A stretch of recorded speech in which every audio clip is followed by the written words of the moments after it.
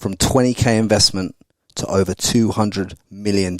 Uniquely, we did every single thing side by side and attacked every problem together. Having that team or having people around you internally, externally, that you can constantly lean on and talk to and ideate around and brainstorm. We're not a genius on our own. Again, we're not in this for a short time. We love doing this. We're still so young. We're probably a tenth of the way of solving all the problems that we see and have set our sights on. That everything's a bigger purpose. Everything's more than just a sale. So we never measure a return on the direct return that brings. So whether it's someone in our team internally, it's not like how many kits or products or volume are they going to sell. Anyone, whether it's someone we work with externally or internally. From myself and Nick, it's like everything that we work on with a team, we work on it together.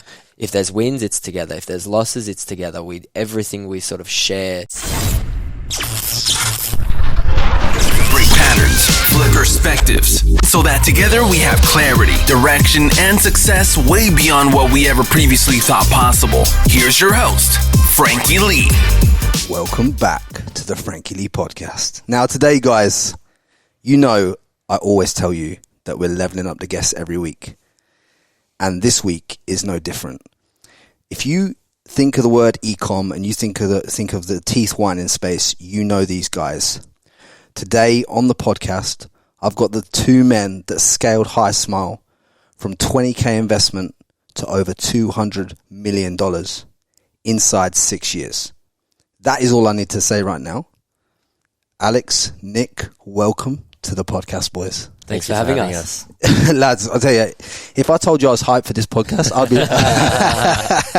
No, we can't wait. Mate, honestly, I've been buzzing about this all morning. I've got nothing done. Absolutely nothing. Honestly, yeah, right. I think the best place for us to start with you lads is like... People hear the numbers, right? 20k to 200 mil. And they're like, fucking hell, I can't even imagine how that all plays together. And I'm sure... probably you boys would even admit that when you started, these were numbers you never even dreamed of, right? Absolutely not. Yeah, I don't think you start thinking of numbers. I think you start with a purpose, a vision, and a North Star that can drive you. And it's not numbers; it's more so a purpose and where you want to go. So yeah, the numbers definitely weren't there from the start. Yeah, I love that. I love the fact how you drilled straight into the purpose, because it's like what. Obviously, you two boys grew up together, right? Mm-hmm. Yeah. So what? Tell me the day that you two came together and thought, you know what, we want to find a product and sell it online. And obviously at this point you don't know what that product is. Yep. But like, take me back to that moment in time for you guys. Yeah, for sure. So obviously we were very young when we started. Two young teenagers. I think Nick was 18, 19. I was roughly 21. And I guess a few things sort of came about and were sort of happening at the time when we started. So there was a few things. Teeth whitening. People were getting teeth whitening done. No one had a good experience doing it. So people were in pain. The results weren't consistent. The process that you had to go through to get teeth whitening done was it was all over the place. And it was something that we had our eyes on and we saw, wait, there's an opportunity here that, one, we can create something where you don't get pain and sensitivity, or being young and naive, we thought, let's give this a crack. But two, quite uniquely, obviously, selling directly to the consumer was a new thing that was coming, and we saw that as a great opportunity to marry the two together. So create a remarkable product that solved the problems that we identified in oral care and teeth whitening in particular, and sell directly to the consumer and sort of just get it in the hands of as many people as we can and really just push this. And once people get their hands on this, we know this will just go like crazy. And I guess all the stars aligned at the same time, and we tackled it. We trusted in the process. We spoke to the brightest minds back then, and we just worked intently to solve all these problems and get it live as quick as we could. And I guess it's been 6 years since then, but it's been an amazing journey. But I mean, and I want to drill into this for the audience, because what you've just said there in the clearest possible light to me is the fact that you boys found a big problem that needed solving in the marketplace, and then you put a product in place that could solve that and provide the solution, right? And that is obviously how all the money in the world's made. Yep. But people make it really fucking complicated. Yeah. Do you know what I mean? It's like problem, solution. Everything is problem, solution. Was there a direct to consumer brand at the time that you boys thought, wow, like we can do this with teeth whitening because they're doing that with that kind of product? We weren't early days. There would have been, but we weren't so much inspired by those brands. We were more inspired by the brands that really made a huge impact, not just direct to consumer. So the brands we love, the Apples, the Nikes. We're just inspired by what they could do when you had a bigger purpose than just selling product and just making money. I think they had a bigger purpose, and you can see that through all their messaging, everything they're trying to do, from their R&D, product development, to how they engage with consumers. I think looking at those brands, how they were built, that inspired us. So we weren't so much inspired by the direct-to-consumer companies. That was more the opportunity and the vessel, and the starting off with small funds. That was the best way to start the business and scale it. But we were always inspired by those brands. The legacy brands have been around for years and have done so well. Yeah, I love that. Because, again, like with that, it's like there's so many different ways that you can split it in order to take HiSmile from one step to the next. Yeah. But it's like you boys have said to yourself, okay, like this is, we want to have some impact here, and we want to do it with a branding piece. Yeah. And that's obviously clear to see with everything you're doing and the way that you take it. And we'll talk about that further on. But talk to me about the, when you're bringing all this product over in the first breath, obviously you've searched, was one of you doing, I suppose I want to get into the roles you were both playing at that particular time, because like it's easy to say, oh yeah, we brought over these teeth whiteners, we found that they banged, and then we sold a shitload of them. Cool. Everyone gets that.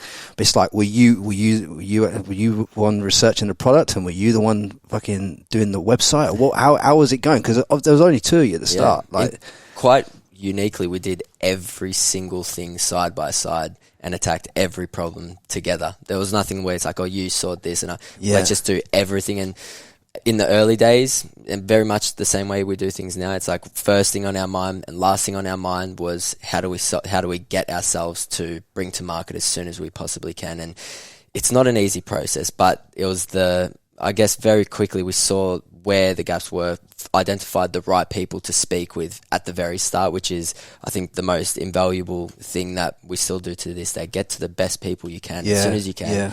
And most of the time it's internationally, so just hop on a call, have those communications. And in this case, it was speaking with the minds in chemistry and formulating, and posing the questions that we had to these people, and asking and collaborating on how to find the solution. So again, I think the unique part about us is because we didn't know too much, it allowed us to ask the questions that nobody in the industry asked or are still asking. I think that's been our unique sort of way to approach any problem, is just ask the question, be intent to find the solution, and you'll find the right person who in this case now today we have an amazing R&D team who we're throwing millions of questions of how do we look at this, how do we find a solution to this. And it's just that evolution of just pushing and driving forward, and not acting like you always know the right answer, but just probing the right questions. Yeah, because if you boys had both been dentists, this would not have worked,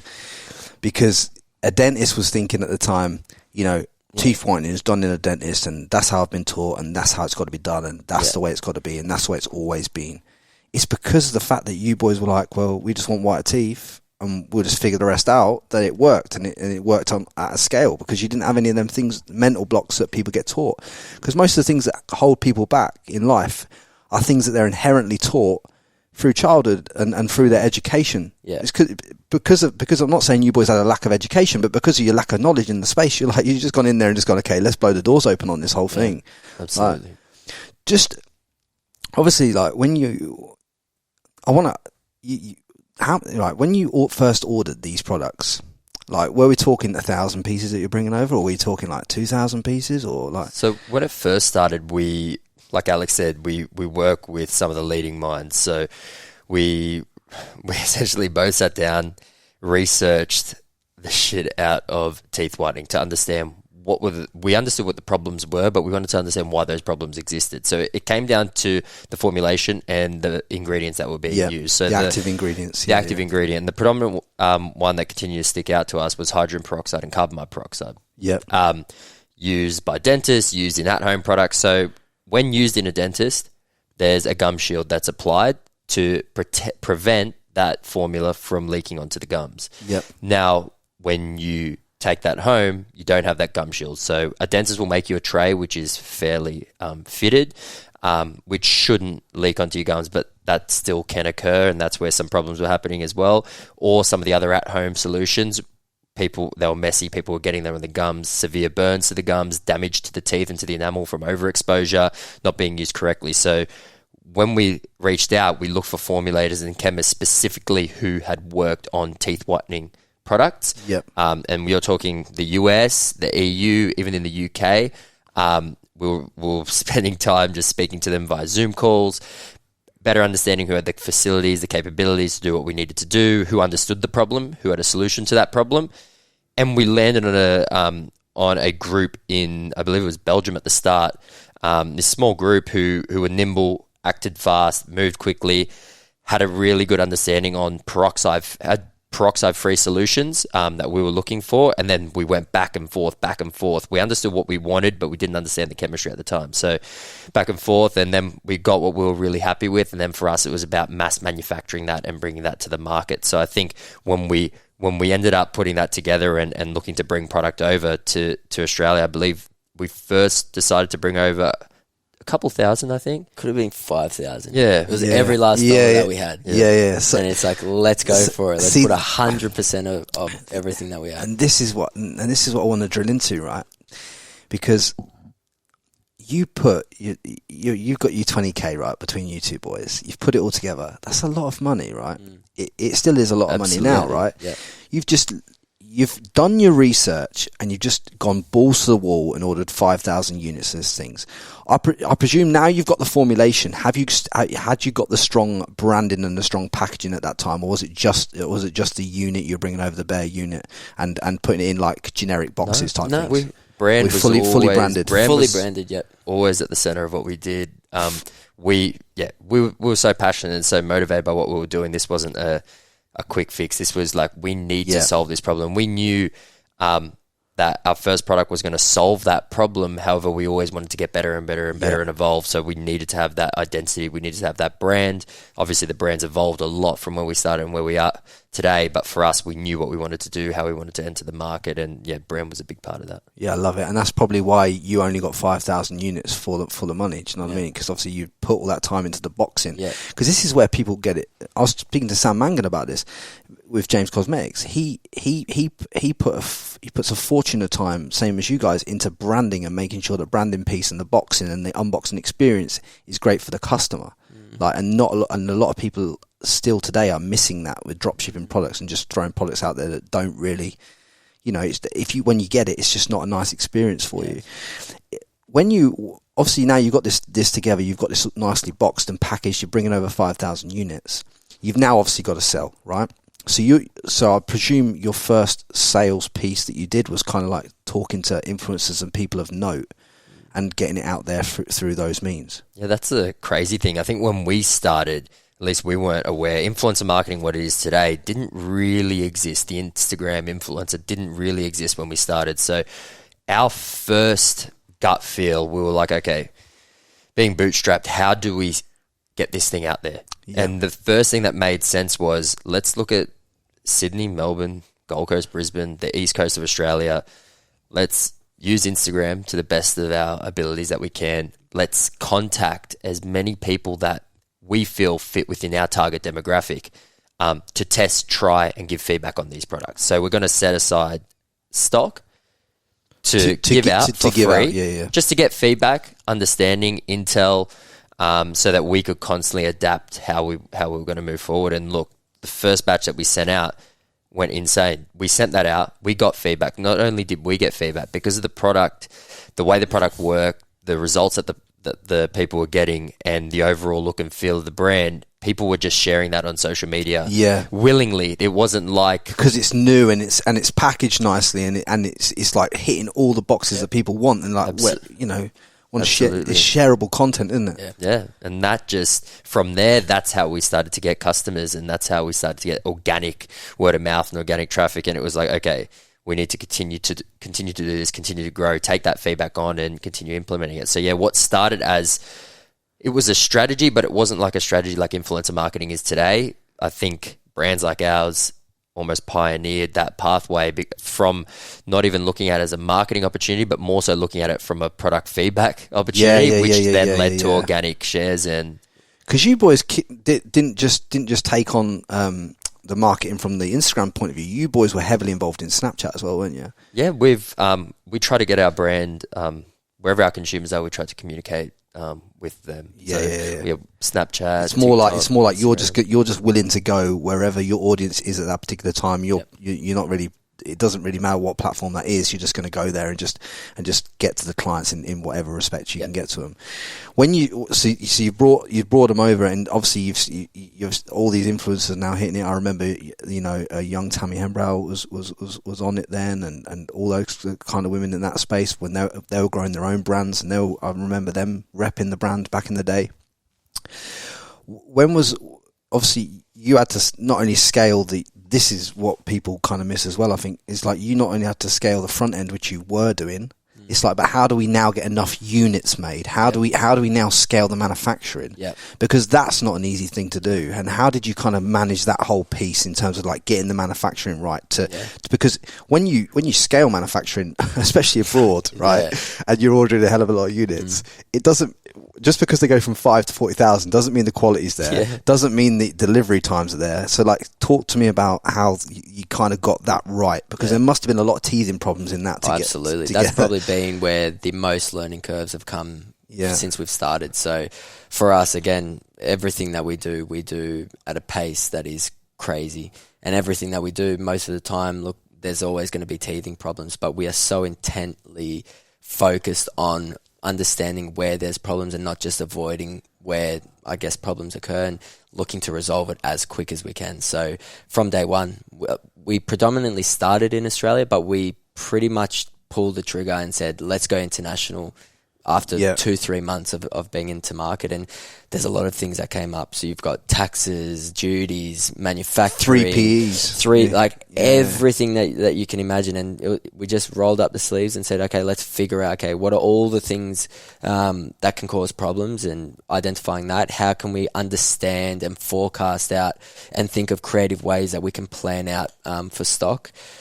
So we started looking at every different system and forecasting. Now I can tell you what 2 years forecast looks like. It's just being very intently focused on that. So again, and I think it comes down to when we started this business, it wasn't something that we said, okay, how do we start this business and make as much money? It's like, we wanted this, and we want this to be something for our lifetime and to go past and go for a long time. And because of that, we're always addicted to figuring out the best way we can do everything, from supply chain to creating an amazing brand to creating the best possible product. And it's just that intent. Even with product, we're still you're constantly figuring and reinvention, and you're learning and you're listening, and then it's a constant moving and evolution of taking something forward.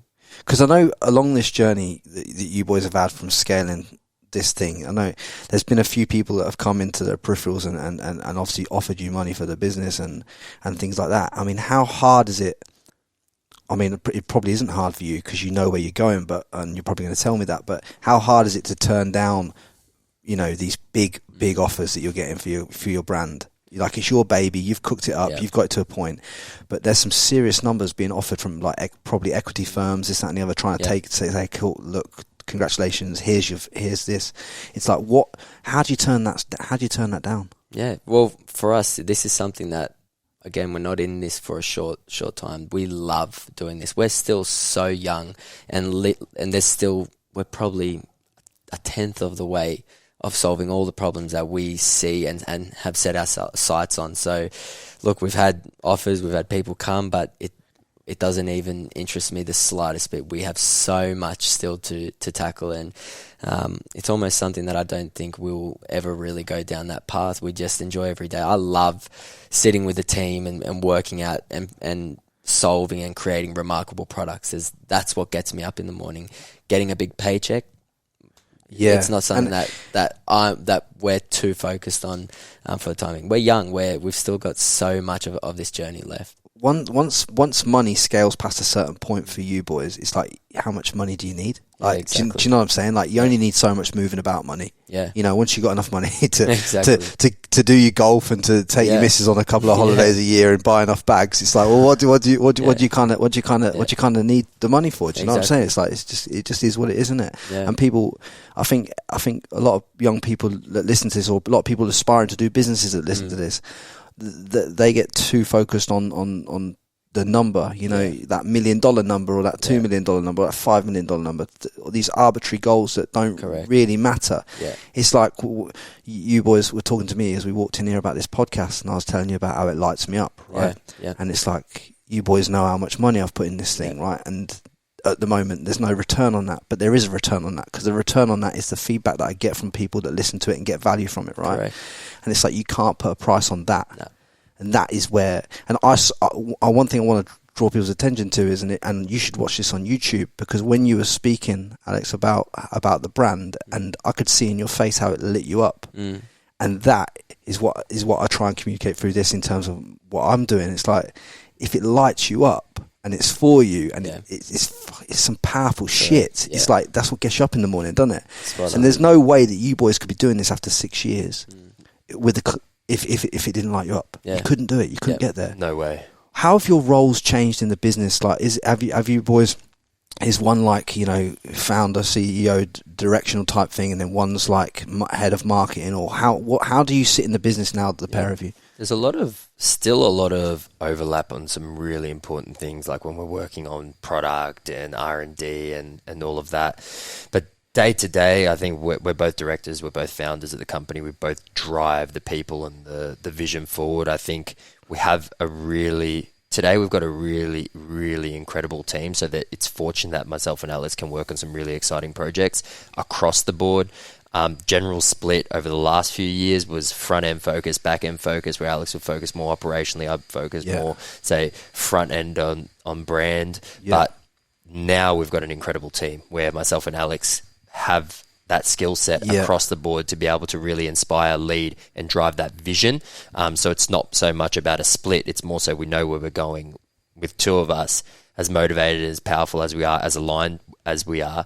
It's just to lead the company forward and lead that vision and lead that drive and work together as partners to make sure that the company is always going towards our North Star, and to realign if we ever have to.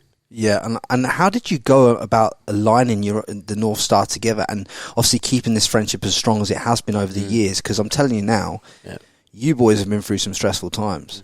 Like, I know how stressful it would have been scaling the back end production of those units, and getting the 3PEs and all this kind of stuff in place to get that out.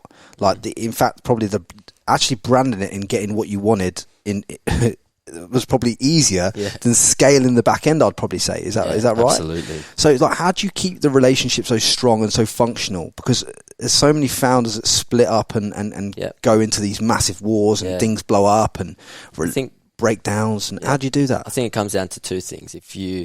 Everything that we do, we have the intent to drive us forward and get us to our North Star. And the only way you can ever do that, secondly, is if you completely remove your ego. That daily we're always speaking and really pushing each other to get and figure something out, what the right decision is, and we'll really push hard what our own thoughts are. But ultimately, when we make that final decision, the two of us will always go 100% into that decision. It's not oh, but that's my idea. It's like none of us own the idea. We're always just posing what our idea is to push to the next thing. Ultimately, what the best decision is, we're always going to go with that path. And I think you have to have humility and just your pure intent. And our pure intent is always for HiSmile just to go and drive forward. And that's why no matter what, it's so easy to just accept and go down a path that the other person, or vice versa, that we sort of think, and to drive forward, if that makes sense. Yeah, I mean, you boys talk about this North Star that you both have. I mean, what is that North Star to you both? Yeah. And how did you go about settling on the same North Star? Because, like, I can tell you now that you sit here with three different people, and they'll all have a different idea about what the North Star is to them. So, how, aligning your purpose, your vision, and where you want to take the thing. Give me a bit of an insight. I think it comes back to when we first started. We started trying to solve a problem. And the problem at the very beginning was a lot of people that we knew, a lot of close friends and family were getting their teeth whitened, pain sensitivity problems. So we saw this opportunity broader where if you rewind back, ever since you're a little kid, your parents would always tell you, brush your teeth, brush your teeth, brush your teeth. Everyone brushes their teeth. We all somewhat care for our teeth, but we don't know why, we don't know how, and we're not really, really passionate at making conscious decisions around our overall oral health and oral care. So that stems a bigger problem. When you look at other markets, I guess, you look at skincare, for example, there's so much knowledge, so much information, so much time, money, and investment from brands, from professionals into that space where the consumer is now making a more conscious decision, more conscious investment in their overall skincare. Yeah. Whereas something that we've done since we were kids, brushing our teeth, we don't know how to brush our teeth. We don't even turn our toothpaste on its back and look at the ingredients to understand what are the actives, what's happening, why do I need these actives on my teeth, or do I need something else as a solution? And when you look at that, when you look at an overall North Star, that's something that can never be complete. It's never like you tick the box in 10 years and go, we've successfully done that. That's something we're always working on. Evolving. Constantly. We need to there's a massive, massive need.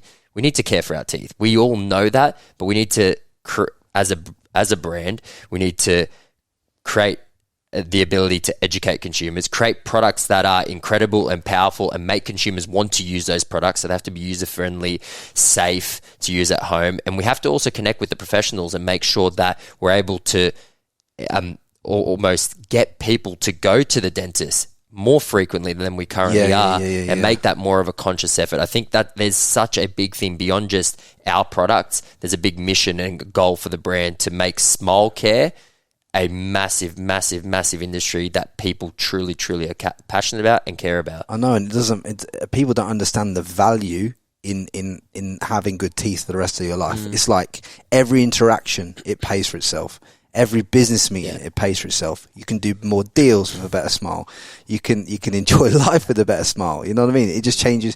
When you smile, it changes the way that you feel inside. Yep. You know what I'm saying? It's like there's so much more to it than just like whitening your teeth. Correct. There's way more to it. It's a feeling. HiSmile is a feeling that you've encapsulated in the brand, isn't it? It's a feeling. You're helping people feel better so they can make more money, have a more active lifestyle, and all this kind of stuff. And it just correlates through the brand piece. Yeah.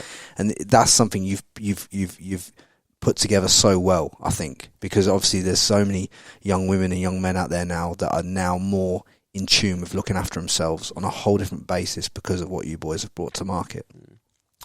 I just think that the whole game has changed. I mean, you must have some goals now, some big goals in terms of like, you've obviously took the Australian market massively over. Yeah.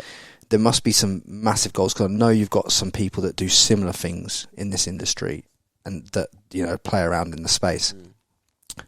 You must want to take over the American market now, like really dominate.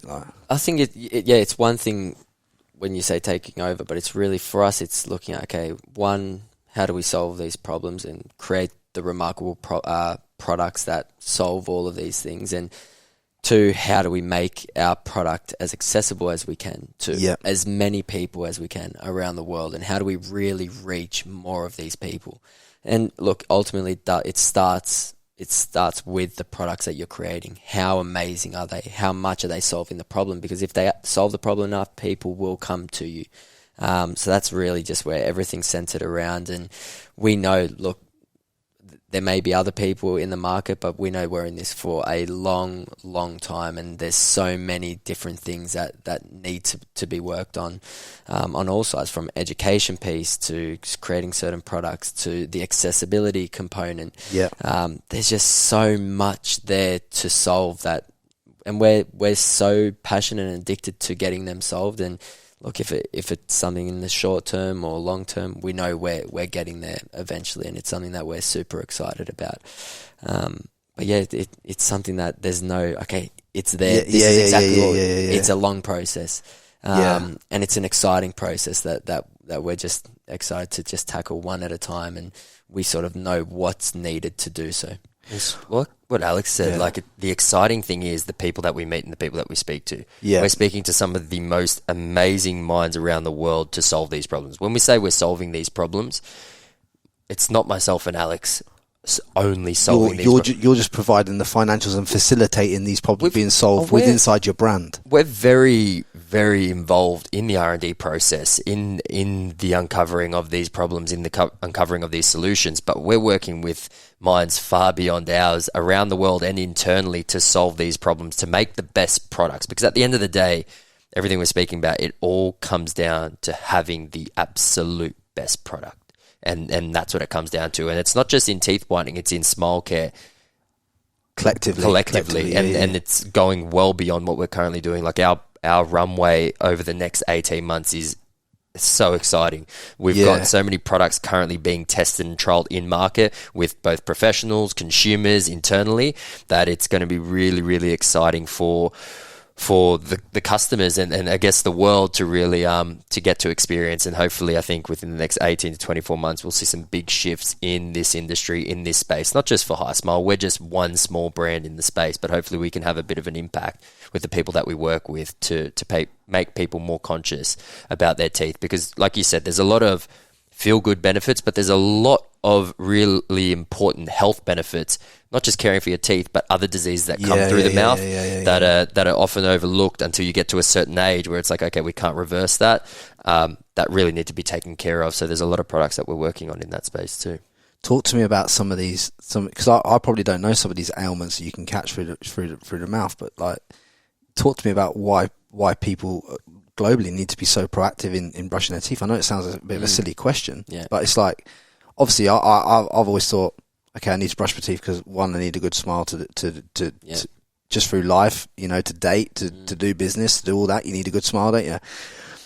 And I want to keep healthy, of course, but I don't know what diseases I'm protecting myself and not protecting myself from in regards to like brushing my teeth. I don't know that. It's actually crazy. Like when you have the bad bacteria there, you're susceptible to so many things, and there are still so many unknowns, but things like heart disease, and there's a whole range of them, and it's from things as simple as bacteria. I know there's been stories around people get a tooth capped or whatever that might be, and there's certain bacteria stuck there, and they've got bad heart problems, and they find out that it's actually from their teeth. It's crazy, isn't it? Like the simplest bacteria, it's something that you eat food, you drink through there, so you're catching that bacteria that's going into your immune, and it's causing problems. And I think when you look at it to that depth, there's just so much there that, look, if you look after yourself and look after your teeth, you're inevitably going to be so much healthier.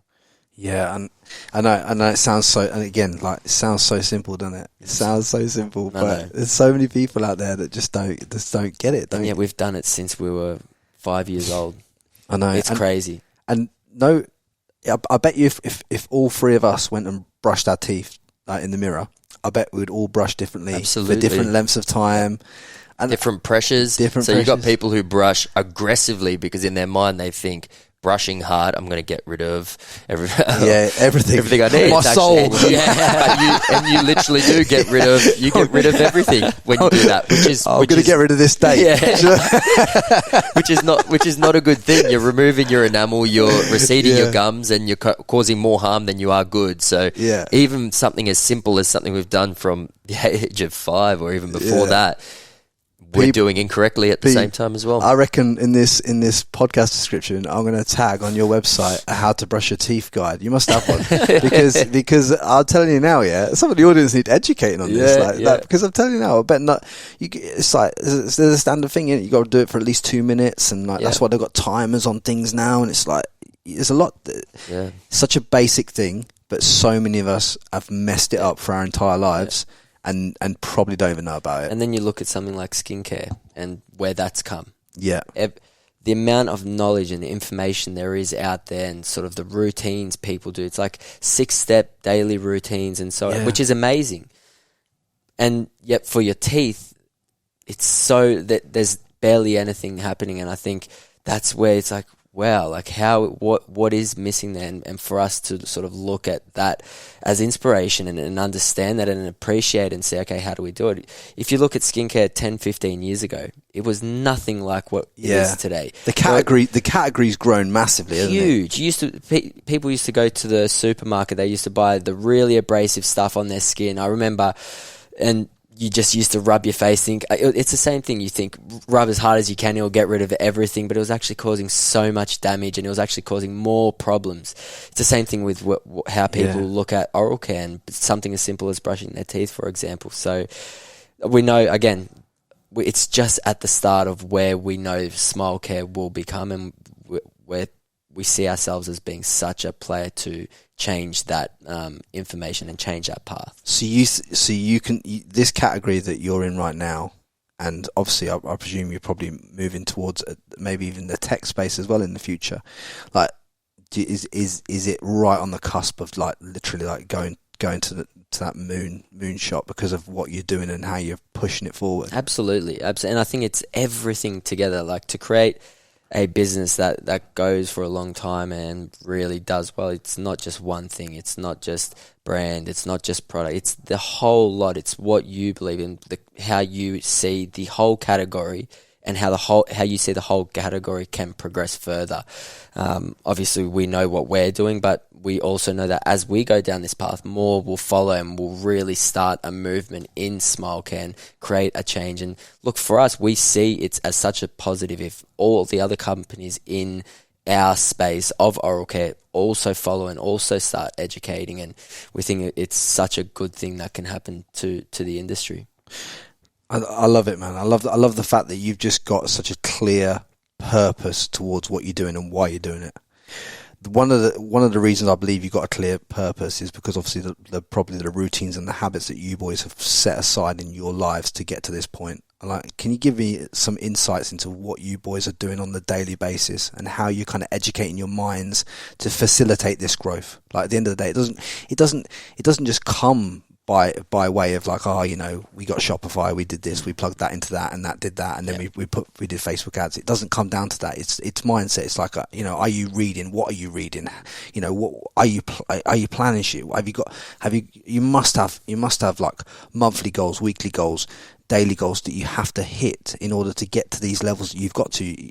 And I just want to kind of get into that. I want to find out what you're doing on that level. Yeah, I think we work out 5-6 days a week, and that's something different every single time. I think for us, we've got routines, but both of us, ever since we were young, ever since we've known each other, we've been so similar in a way where we always like to try and test new things and read and learn and understand what are other people doing in the space. So when it comes to training, it's not just going to the gym and lifting weight. Yeah. Having a purpose behind the training that we're doing and what we're trying to do, whether it's being a functional athlete, or whether it's to put on size, or whether it's to improve my ability to run to 10 kilometers. So setting little challenges aside like that, and then testing ourselves by doing different things, that's something that we'll always do. So what we've been doing over the last 3 weeks is different to what we were doing 6 months ago in a training aspect. And training for us is generally in the morning. So we train, we're at the office or at the beach or wherever we're... Because you've got a gym at the office now, haven't you? Yep. Yeah. Which I've not been invited to yet. And these boys will be inviting me. Definitely. Absolutely. Let's go. Absolutely. And we're at the gym. If we're at the gym at 5 a.m., we train, and then diet and nutrition is something that's important to us. We're not limited to one diet or one style of eating. You're conscious of what you're putting in your body, yes, and how it makes you feel. Because obviously, like, if you eat certain things at certain times of the day, that's going to kill your energy flow, which kills your creativity. Yeah. It doesn't do things for you. Definitely. It's like when we look at anything, it's like we always try to have the most balanced approach that we can to that thing. So we know that there's so many smart minds who are at times extremist in their one sort of set of knowledge, and we appreciate that. I guess how we look at it, appreciating their knowledge for that one thing, but not just saying, okay, that's the only right thing. It's like we look at everything, whether that's gym or food or the mindset or doing certain sort of things. I think it always comes down to just doing it in a balanced approach, understand it, appreciate it. But it doesn't mean that you then stop everything out. Like it's really just learning to balance and hold all plates and sort of that's where you create your own version of it. And that's where it really suits you the best.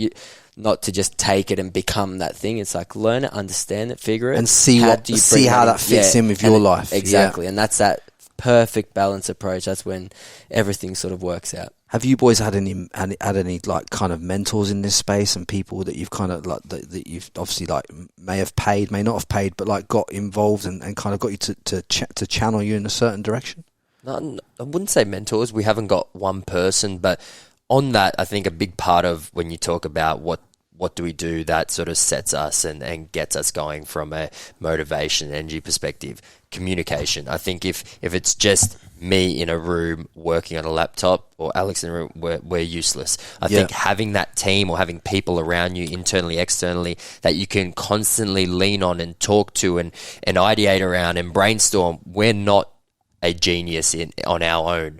Yeah. No, I don't think anyone is. I think you need people, you need community, and you need that constant conversation. So in terms of mentors, we don't have one person, but we learn and speak to everyone. Everybody. Everything. Yeah. Always listening. Yeah. Always listening. Our team, like it's just such an open, the environment at our office, it's just like everyone just sort of opens up and speaks and collaborates and works together. It's not like that person is over there and everything's just open. And from myself and Nik, it's like everything that we work on with a team, we work on it together. If there's wins, it's together. If there's losses, it's together. Everything we sort of share in the spoils, the burdens, everything that comes. And I presume you boys agree the direction of where the business is headed, but then you give a license for the others to express themselves within those lines to go and create that stuff and get ready. You don't put any rigidity around, you've got to market this way. If they could add something in that could market a different way or get a different result, you kind of leave people to let themselves go to the water themselves rather than trying to lead them to the water to drink. Or absolutely. Everyone really guides themselves, and then obviously we come together and say, okay, what works, what doesn't, how do we sort of go, and that's sort of where we sort of come together and we work together to sort of bring it to life. And it's always it's never just one person, or it's always a team. It's always like all of us together to sort of go through to that next point. Do you know the one thing I want to say to you boys that I've noticed about you two and other top people in the space that have done 50, 100 mil, 200 mil is the fact that, and specifically about you boys, is the fact that obviously how powerful and how good has it been for you two as young men? Because it's so easy for young men to, when they're making the amount of money that you're making, to like, you know, be over here, be over there, energy wise. But you boys have got two beautiful, elegant women in your lives that are obviously supportive and support you beyond the background. And I think it's important on this podcast to drill into that and to talk about that, because not many people do talk about that. Like they talk about you and this, that, and the other. But when you're a young man, you kind of your eye, and you're single, your eyeballs are all over the gaff, you this, that, and the other, you lose concentration, this, that, and the other. I mean, how important is it having that supportive person in your life, and what have these women added to you in your journey? No, very important. And I think again it comes back to what we were saying before.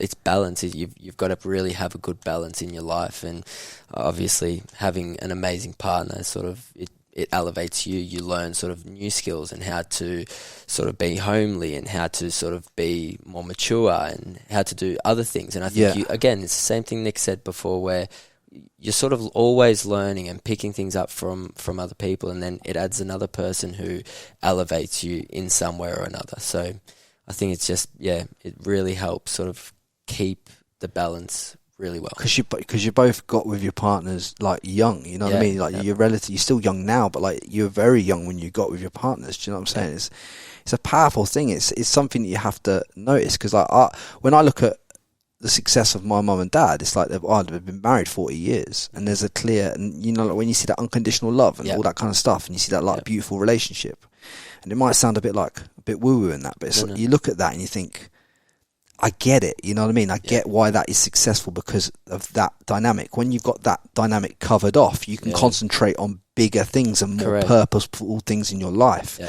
Whereas if you're spending your energy chasing this thing over here, that's not going to give you the fulfillment in your life and your business and everything else that you think it will. And I think too many young men and young women get trapped in that for the social acceptance rather than what you boys have done, which is obviously like, okay, cool, this woman's beautiful, elegant, and she's all that I want, and I'll just be all in on that, and then I can be all in on my business too, and she'll support my purpose and support my passion, and we'll grow together. And we're so much, as human beings, we are so much more powerful as people together, not by ourselves. Yeah. By yourself, I don't care how smart you are, how smart you think you are, a group of incredible people, a team will always continue to grow and prosper, not in any one way, but in a balanced way, in all ways. I think you'll feel more fulfilled. You'll feel like you've got a bigger purpose, because then it's not just your purpose, it's your partner's purpose and the people around you's purpose. And if you've got kids or whoever's around you, it's everyone's purpose, and it's about balancing that. And that's what life is. It's not just the business, it's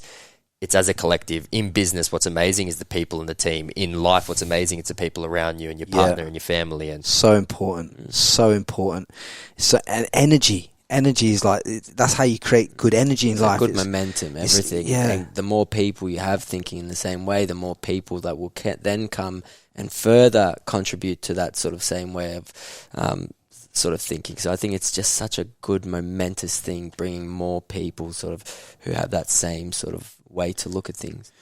Just going back then, when you first came to bringing people on, we're talking about how valuable people are, but at this point in time, when you look back, it was probably a massive decision in your life, because every person that you bring on, even at the level you bring them on at the start, is like $100,000 a year to your business cost, plus all the other costs that go with it. It's like, it's not a small decision. I mean, at what kind of revenue point did you first take on that first hire? I think it's very much like starting the business in the first place. When you do start, you're always pushing yourself further. So when you start the business, obviously investing the money at the very start, it then goes to, okay, we now need an office. All right, we've got to invest into an office. And you always get those little butterflies, but ultimately you trust in the process of, look, these things are necessary because of X, Y, Z. Yeah. You then bring on the right people, and you have that same conversation. Okay, we need these people because we need to grow here, here, and here. I think having that very, consistent and very focused attention on why you need these things, and trusting in the process that things work out. And look, sometimes things don't work out, but you figure out and you learn and you understand, and that will then be used somewhere else where you won't make that same mistake.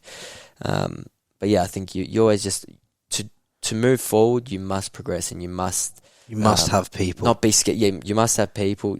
Don't be afraid. Like, really trust in the process. And you can make the wrong hires and reverse that. It's not the end of the world like everyone makes out to be. You made the wrong hire, because at the end of the day, I remember an entrepreneur explaining this to me.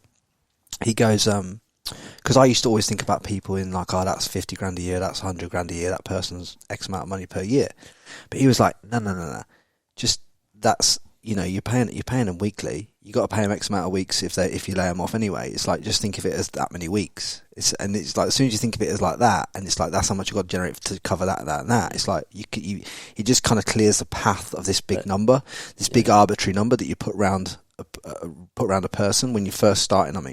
So it's Absolutely. Like it kind of just clears your mind from the whole thing. And our big thing with people, I think, when we've really brought on the right people in the team, is to not look at it as a number or someone to do a task. Yep. For us, it's always about finding the right people and the right minds, not just for a task, but to come onto the team. Yeah. So you may be a designer, but if we're hiring you just to accomplish a few design tasks, what happens when those design tasks either don't exist or things change and your skill set changes?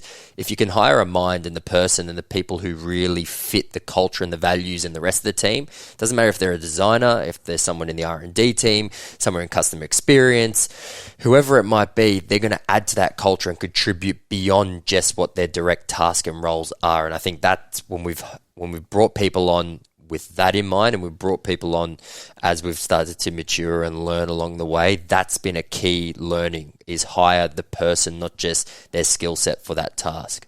Yeah, and I know you wanted to just say something on that, didn't you? No, it was very much the same. Oh, very much on that. Very much, yeah. The one thing I want everyone to realise right now is the fact that this is the difference between 200 million and 5 million e-commerce brand. And the simple difference is this: you reinvest the money all back in the right minds, the right people, the right processes, the right research, the right development. You know, you're investing in something way bigger than today, right? And you see all these people that get to like 5 mil, but then they're at 5 mil next year, and they're 5 mil the year after, and they might get to 8 mil. It's like, well, there's a reason the exponential growth happens in brands like HiSmile, and the reason is the reinvestment and the bigger vision than just, okay, I need this designer, I need this SEO guy, I need this Instagram marketer. It's like, no, I need Angela, because Angela believes in the vision of HiSmile. Yeah, Angela, you get you're investing in the person, not the title, not the experience.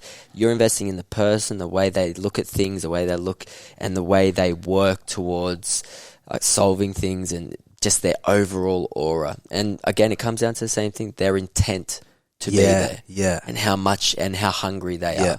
If you get someone who's so passionate and as passionate as us, and goes to task and really chooses ineptly to tackle those problems like we do, they are the greatest people that you can ever have to be part of your company. That's how you truly solve things. It's not the person who's the expert at that one thing. Yeah. Because if they're the expert but they're not the right person, it is very toxic, because then they have that, their ego whole is effect so high, and it just wrecks everyone, because everyone else looks at, oh, is that how you, like, how people should sort of act. So I think get the right people, and you have an amazing and I think you get the right people, don't you, by educating them on where you're trying to get to in terms of, like, okay, well, this is how we want to change people's experience around this, and this is our vision for this.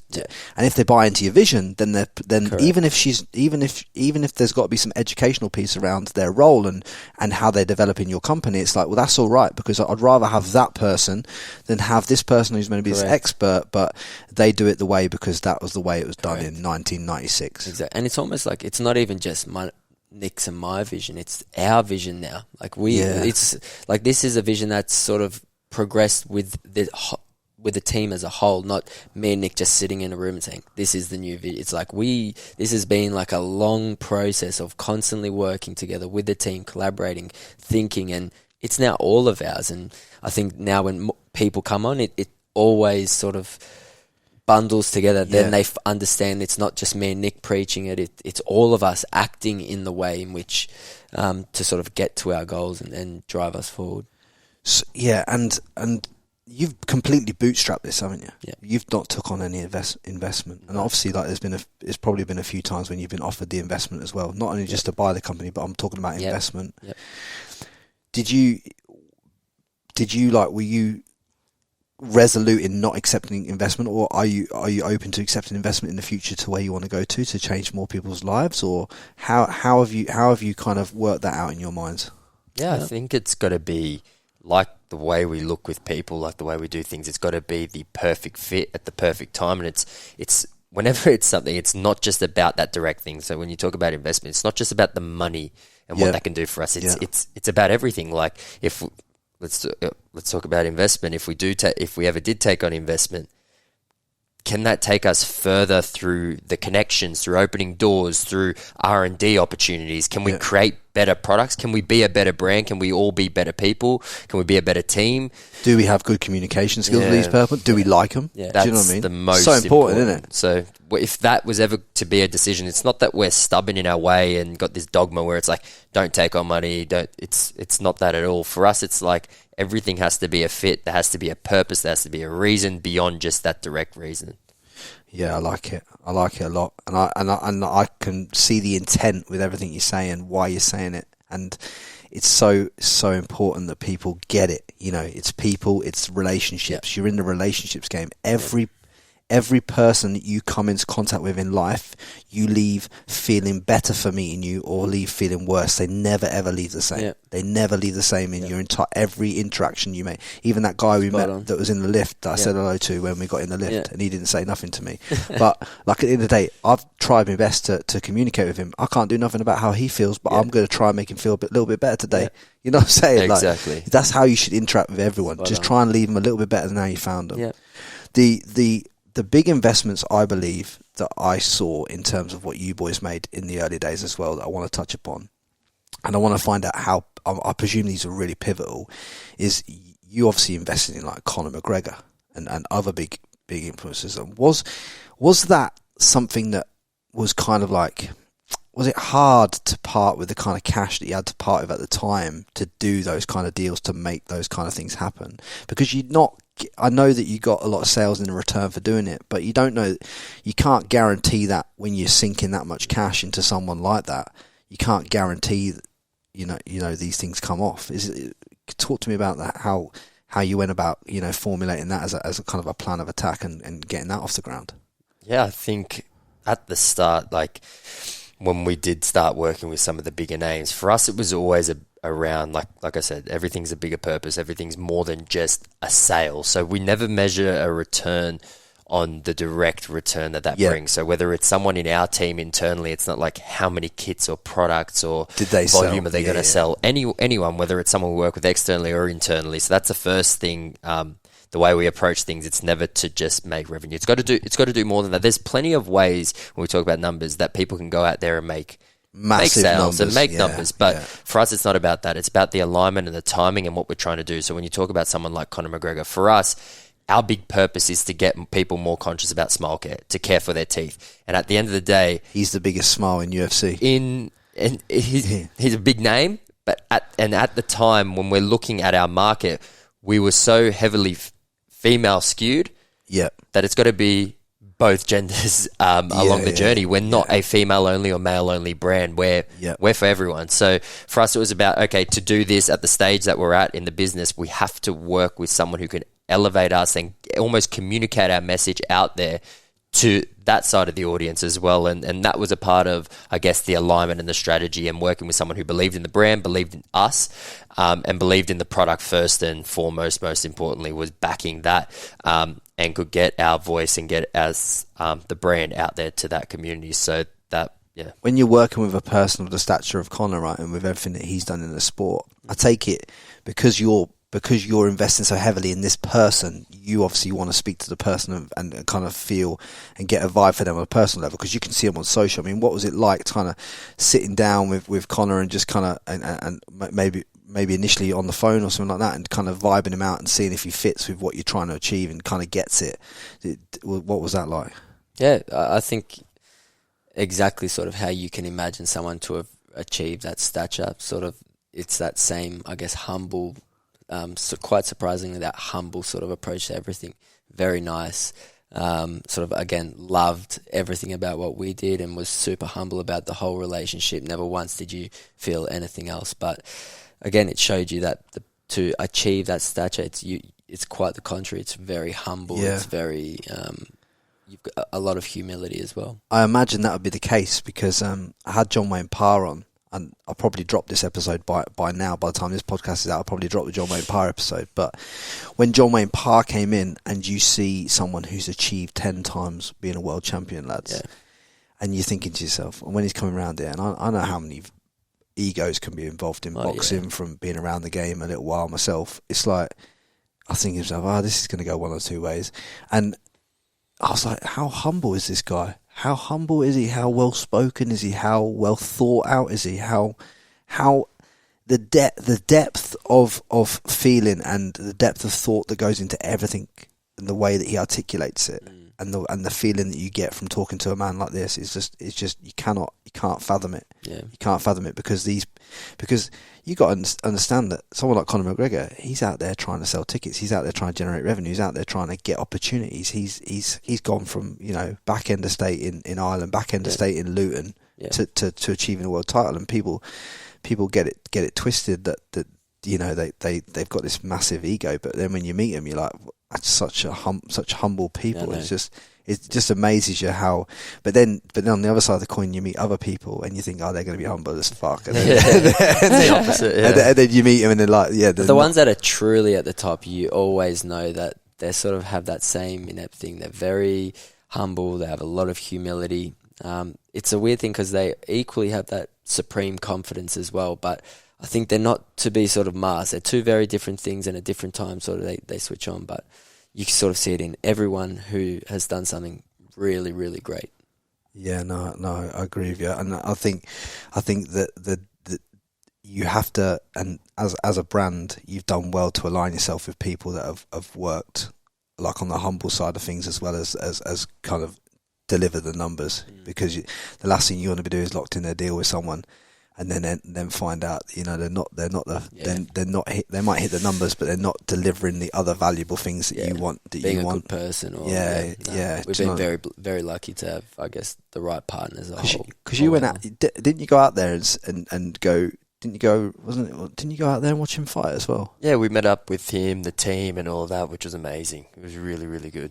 Yeah. What an experience to kind of be around that environment. Yeah. It was crazy. Did you boys want to jump in there yourselves and have a go?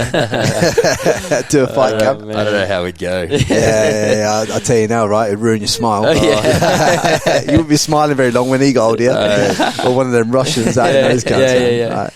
But you boys must have something else. I think I know the answer to this. It's probably golf for you boys, but like you must have something else beyond work. You know, how are you switching off? How are you getting beyond the working day? I know how passionate and how purposeful you are, and that can only be so long. But I think it's also important for people to have that time off and kind of be themselves. I mean, what do you boys do in that respect? Yeah, I think it's a good question. It's a weird one on that side because of how much we sort of love what we do in respect to, it's not necessarily we're at work or we're not at work. It's almost like it's always there. It's every sort of in some form. It's part of everything that we sort of do in our life. But look, you obviously do have your things where you relax. For me, my vice is golf. I love doing that with my family. The normal things, being at home with family and with the partner, like just the simple things in life. But look, at the same time, it's not like I do that or I do that. It's always all formed it's together. like an amalgamation. Yeah, it's that same, again, trying to balance everything together. Once you find that perfect sort of mold of how it all fits, it's sort of everything's awesome at all times. And I think that's sort of where myself personally I'm at with my life, with just being so happy with everything from work to family to really just in a comfortable spot. And what about yourself? Yeah, I think equally to Alex, I think if you do something that you love, you want that to be a part of everything that you do. So we never it's not work and then you switch off. But yeah, I think the family part's big. I think now where we're at, it's like building that family and continually looking to grow and get better as better relationships with your family and with your closest friends and having the right people in your life and making the right decisions and enjoying everything that you do, enjoying every moment of what you do, wherever you are in the world and whatever you're doing. So I think that balance, and like we said, we train, we educate ourselves outside of our space and our field and what we do, and constantly have that beginner's mindset to just want to learn and just be curious at all times. I think curiosity is what got us to where we are today, 100%. And curiosity will get us by for the next 100 whatever years we're alive. So 100%. Curiosity is the answer to everything, and just keep asking more questions, better questions, redefining the questions you ask, how you ask them, why you ask them. You know, just to try and get as much out. You know, 17 different thousand ways you could ask a question to garner a different result or a different reaction. Yeah, absolutely. But you boys must have had some massive struggles along the way, though. Like on a personal, I want to know some of these personal struggles that you must have been through yourselves. Because yes, you are well-spoken men, and yes, you are at a point where you've got the beautiful women in your life that are good for you. You know, you've got a phenomenal online business, you've got a great team, and all that stuff. But there's I can see must have been so much stuff that you've learned on a physical level where you've perhaps had to get rid of your ego, where you've perhaps had to, fucking check yourself. You know what I mean? Like, give me some insights into some of these struggles and learnings that you've personally had yourselves. Yeah. Well, there you go. Yeah. Well, I think if you think about everything, there's always sort of a struggle going into getting you to that next spot. So from being young, you sort of figuring life out, figuring things out. And I think it's through that you sort of learn slowly but surely as you go sort of and become an adult, what sort of matters, how to sort of learn all these personal sort of character things, personal traits that make you a good person and have good character.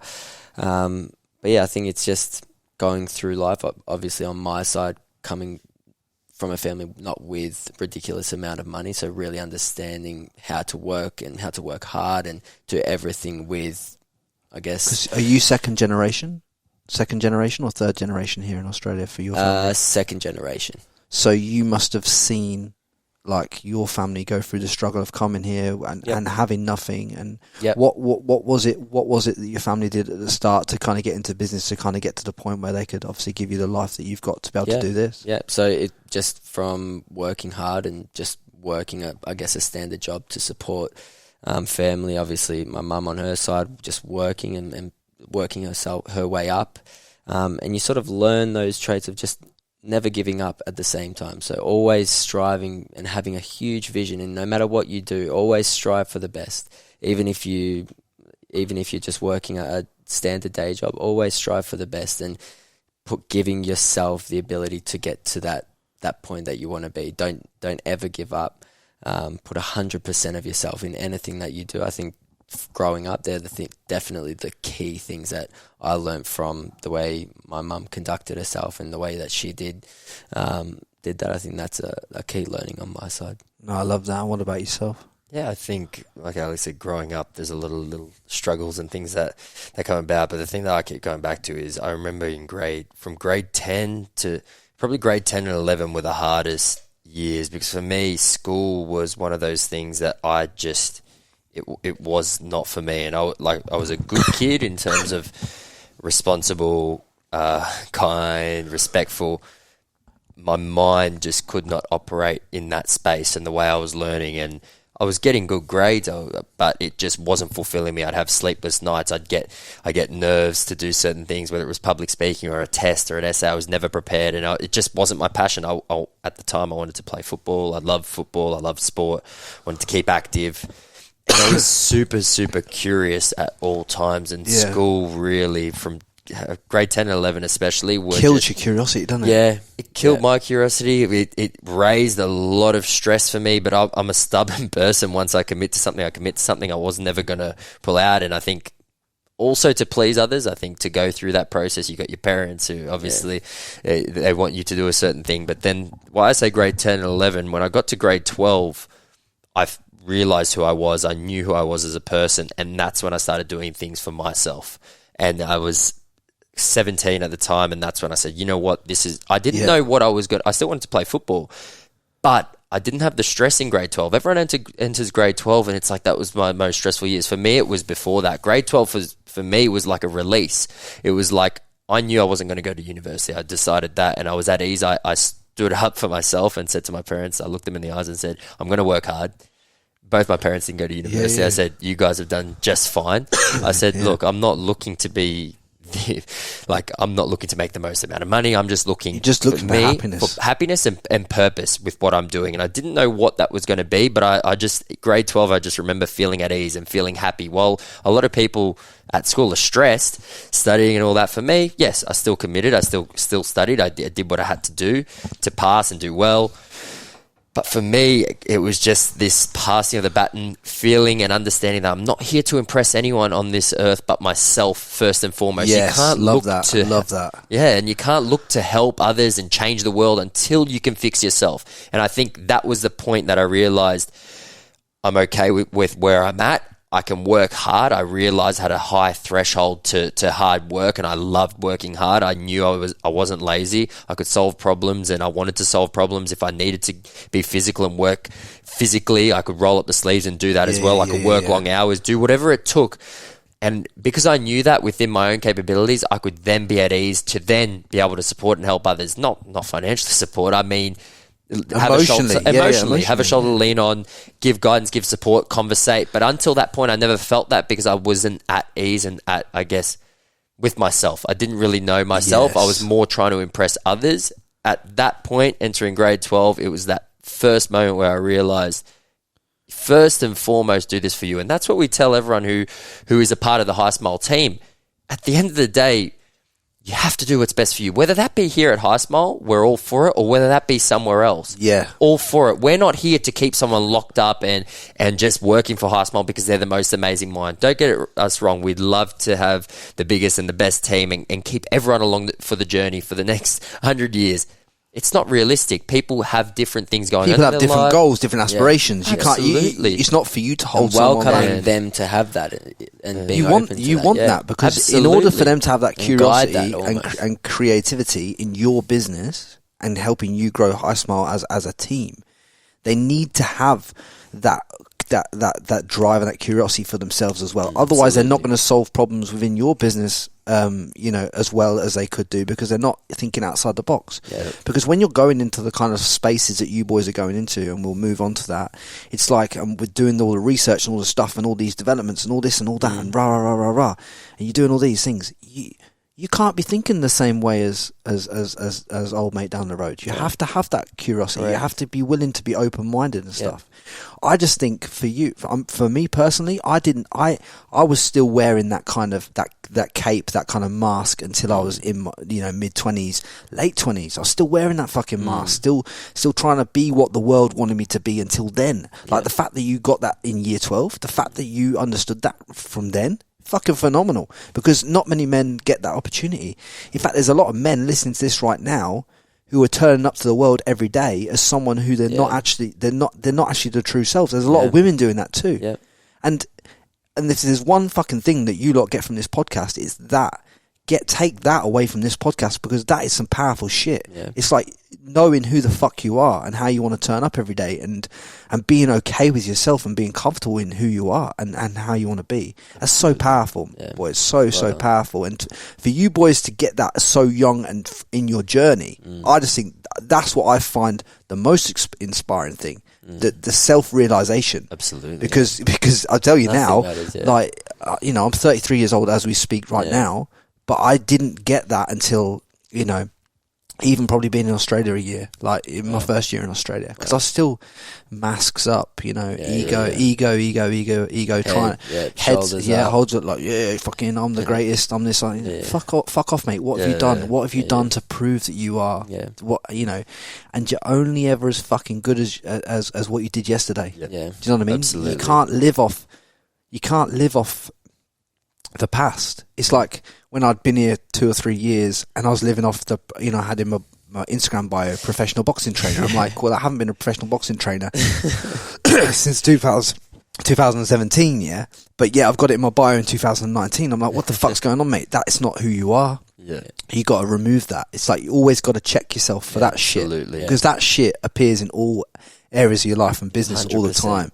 You got to be honest with yourself. I think that's a big thing, and have those honest conversations with yourself and question where can you do better. And I think not enough people do that. Almost, is just really having the honest conversation. I think it's really valuable. I find it valuable anyway. When you have those kind of honest conversations, is it a point where you boys? I mean, I know it sounds silly, but I know a lot of people do this at a high level. I sit in silence a lot, boys. I sit in silence and I just let my mind go, and I kind of ascertain where, am I going in the right direction? Am I concentrating on the right things here? Is there something I'm fucking missing? Is there something I'm missing? Is there a bigger pool, something I should be doing rather than this? Because you can set these goals and set these to-do lists and set all these things, right, in your fucking, you plan it out, don't you? You wake up, you think, right, 5 a.m. I'm in the gym, this and that, and you boys probably have the same thing, where you write down what you fucking got to do, what you got to achieve that day, your 3 big goals, bang, bang, bang, bang, bang. You get into that. fucking 6 weeks down the line, you might find out your ladder's been lent against the wrong fucking wall because you didn't ever sit there and be present with yourself. Like honest, present and honest. Yep. But you got to be present in order to be honest, right? Absolutely. You can't be honest without being present, right? On. And it's just not. It's just so powerful. I think credit to you boys for that. Credit to you boys. And I for think that. again, just touching on that quickly, it's having a good circle of people where they can be honest with you too. Yeah. When you are acting out of character, to sort of have the big shoulders. I think for me, obviously, I've got Stefan, my brother, who will always tell me, no matter what, no matter who or how old I become, he'll always say, "Hey, what's the reason?" And I think you need people to sort of keep you in check as well. 100%, mate. Stefan Tomic is the nicest guy that I've ever met. I promise you, the most humblest dude. Like, your brother is the most humblest dude. I train with him every day, bro. Yeah. I train with your brother every day. Yeah. He's such a nice guy. He is, what more can you say about him? He's just the nicest. He's just the nicest guy. Like, I don't think anybody that I know would be able to say that he's not the nicest guy in the gym. He always has time for anyone and everyone. It's the best.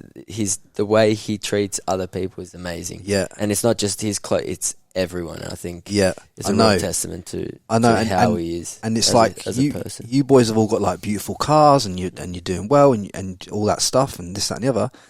But if people that haven't had a word for themselves and done the internal work looked at you, they'd make a judgment about how you're going to turn up before they'd even met. Potentially. It'd be the same with Stefan. They'd look at him and think, he's got this nice car, he's got this, that, whatever.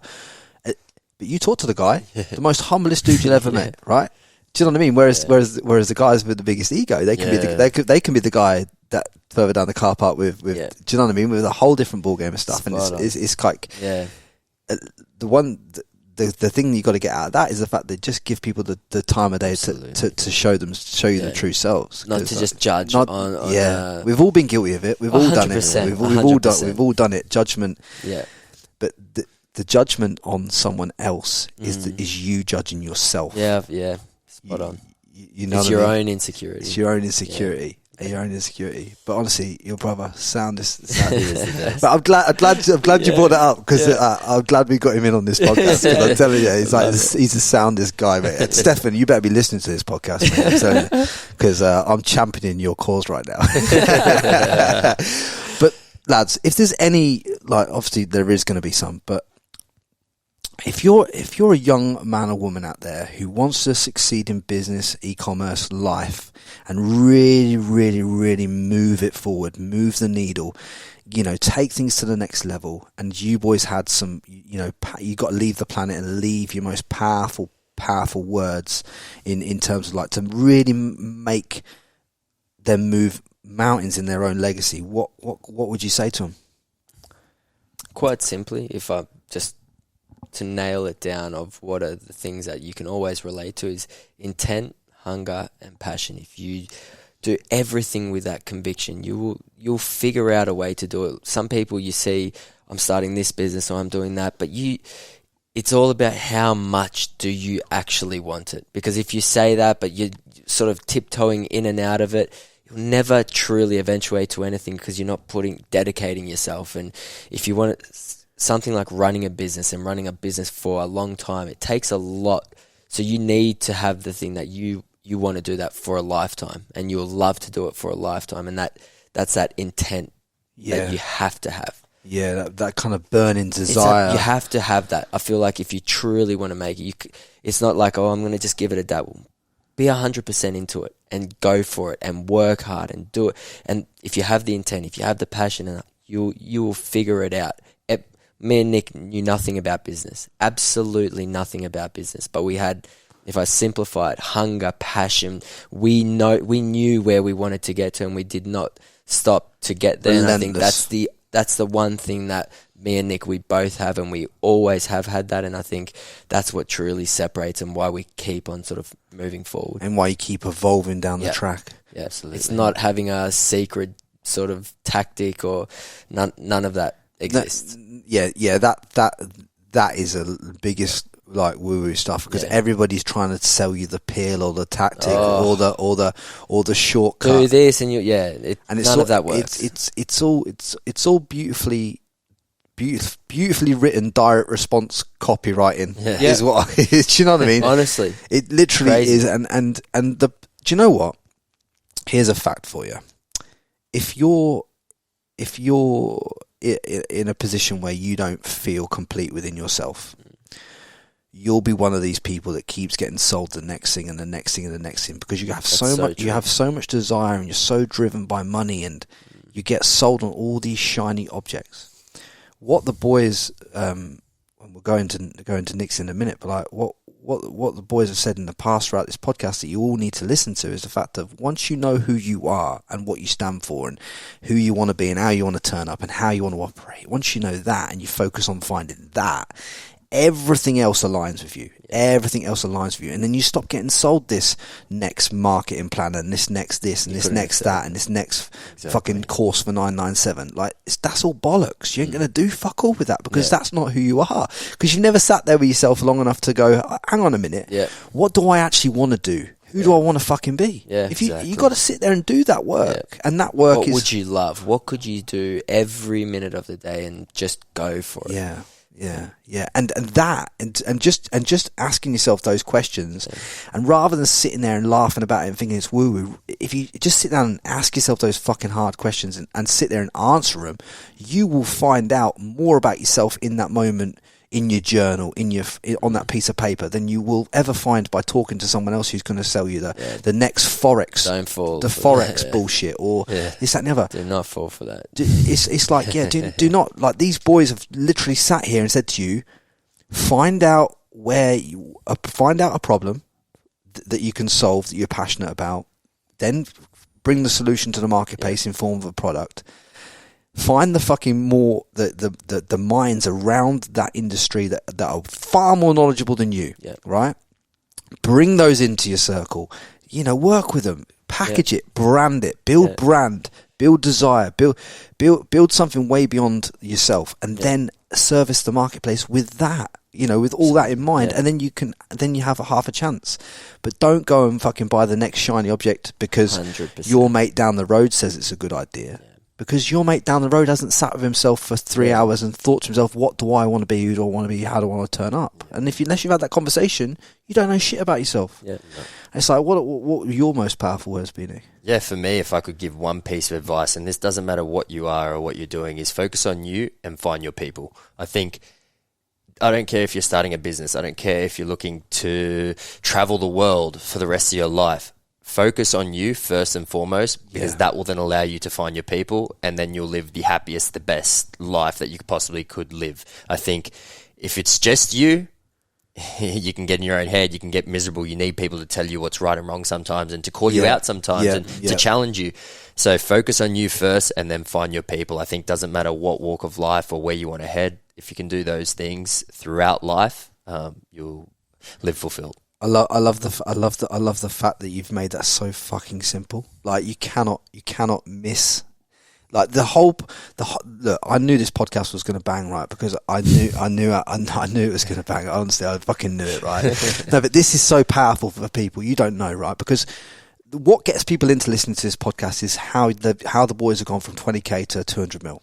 That I know that's what gets you listening to this podcast. Cool, that's wicked. But the piece I'm trying to get into your heads right now, and the pieces the boys are laying down, it's clear as fucking day, is how important it is for you all to be fucking truly honest with yourself. Sit down, understand yourself, align yourself with your people, and not be afraid of doing that. If you don't fucking like doing this, why are you hanging around with those people that do this kind of stuff? It's like everything. Do you know what I'm saying? Like, if you look around this room right now, if you're watching this on YouTube, the boys have got some blue or black trousers on, and some white t-shirts. I've got a black t-shirt on and a white pair of jeans. Right? The point of the matter is, we're all wearing simple shit. None of us are wearing these massive fucking labels trying to have a dick swinging competition about, like, with all this shit, because it's like this. It's about more than that. Exactly. And there's so many people out there that get that twisted, man. Don't let anything but yourself be what makes your character. Yeah. Just make it you. Make it not your all, t-shirt, not your photos, just make it you. Yeah, no, and fuck, lads, I'm fucking honestly, lads, that was fucking honestly. Yeah, it's been awesome, mate. Honestly, boys, like we have to leave it there because it's that is the most. I need these lot to go and fucking get a pad and a pen out and just start to really fucking get that down for themselves, man. But before we go, just tell people where they can find you on socials and on everywhere, on all the platforms, like for HiSmile and everything like that. Yeah, for HiSmile, I think follow at HiSmile on Instagram. We're doing a lot of things. Our team's doing some amazing stuff. So also we've got at HiSmile Professional and at HiSmile Research. So you can see the behind the scenes of how the cake's made, essentially. So our team working constantly in the lab, iterating on future products and current products. That's HiSmile Research. HiSmile Professional is a new arm of HiSmile, so essentially working with our professional partners in the open. We've worked with dentists for years, but we've never really documented that and brought that to the light. And now it's about heroing the professional and the dentist. So to continue to take our movement and what we're trying to do, take that forward. So I think if you follow those three, I think you'll continue to follow our journey. And the reason why I want you to follow those three is to dive into the brand, not only the brand piece that boys have talked to you about, but also the investment that the boys have put back into it. Because it's easy to sit there and pull loads of cash out of your business, out of your baby, but these boys are constantly pumping it back into their business because they believe in something way bigger than themselves, and it's not just a cash play for them. So it's like you'll get paid off down the track. It's like you don't need to worry about that. And that's why when you look at these Instagram accounts that show you behind the scenes in what Nik's just said, you're going to really see the investment that goes into a brand like this. And why, if you're sat there and you're inspired to create an e-commerce brand, don't just sit there and think, oh, I'm going to get to $1 million, I'm going to get to 2 million. That's you're asking the wrong fucking question. And these boys, by following those Instagram accounts, you're really going to access seeing that. If you look at it with the right set of eyes, you'll access that. And just drop your personals as well, boys. Yeah, it's just my name, Nik Merkovich. And I'll tag him in there. And Alex Tomic. Alex Tomic 1. He had to. But don't worry, I will link all these I'll link all these in the description, lads. I just want to say to you, man, like honestly, I honestly believe when people listen to this that if they don't make some inept changes to their thought processes on the way that they do business, the way that they act, and the way that they turn up, I think it'd be a travesty. I really do. And I appreciate you boys helping me bring that to the attention and everything that you've been on. And fucking hell, I'm so hyped, man. Appreciate it. Man. Like, honestly, boys, shake my hand. Thank you so much. Thank you so much. And guys, do me a solid favour, yeah. If you got the amount of value out of this podcast that I believe that you should be getting if you've listened to the full thing, do me a favour, send these two a message, drop them a DM on Instagram, tag them in some content, share this content with your friends, tell your friends about this content, and leave me a review on Apple, leave me a comment on YouTube. It costs you nothing. The cost to entry of listening to this podcast is the fact that I want you to develop your mindset, develop your aptitude for business, for life, for wanting more. But not only that, it's like if anything hits you and delivers that for you at this moment in time, all I ask you to do is to share the content, share the message, and help me take this thing to being one of the top podcasts in Australia, the UK, US, and the world, man. Because that's my passion. This is why I do this. This is why I put my time and money. This is why I communicate with high-level people like these two boys and get these two boys on the sofa, right? It's not easy getting two lads that have fucking big shit to achieve, that run a $200 million a year company, on your sofa. It's not easy doing that. And all you've got to do is share the content. Absolutely. And that's it. Lads, stay legendary. Thanks, man. Stay safe. And honestly, boys, that was fucking awesome. Don't forget to subscribe to the Frankie Lee Podcast.